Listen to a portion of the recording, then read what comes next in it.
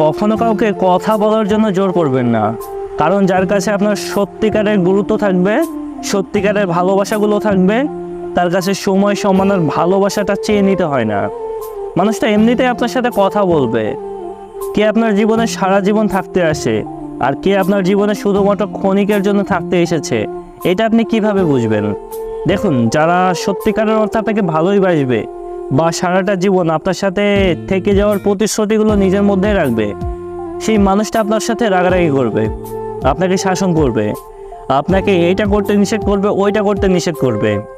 মনে রাখবেন, সেই মানুষটা আপনাকে সব থেকে বেশি ভালোবাসে, কারণ আপনাকে কেউ কোনো কিছু বললে তার আত্মসম্মানে লাগে।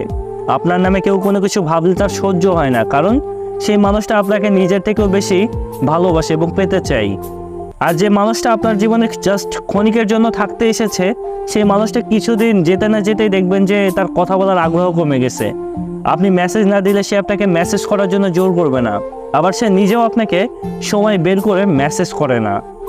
আপনি কি করলেন না করলেন তাতে না তার কিছুই যায় আসে না।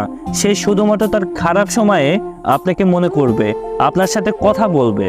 তো যার কাছে সময় চেয়ে নিতে হয়, গুরুত্ব চেয়ে নিতে হয়, সেই মানুষটা কখনোই নিজের মানুষ হয় না। এটা যতদিন না আপনি বুঝতে না পারবেন, ততদিন আপনি ভেতরে ভেতরে কষ্ট পেতে থাকবেন। আর এই মুহূর্তে এমন একটা মানুষের সাথে যদি আপনি থেকে থাকেন, তাহলে আপনি বিশ্বাসের জন্য ওয়েট করুন। ভালোবাসা, সময়, সমান এগুলো না আসলে চেয়ে নেওয়ার মতো কোনো কিছু না। তাই কখনোই কারোর সাথে কথা বলার জন্য জোর করবেন না।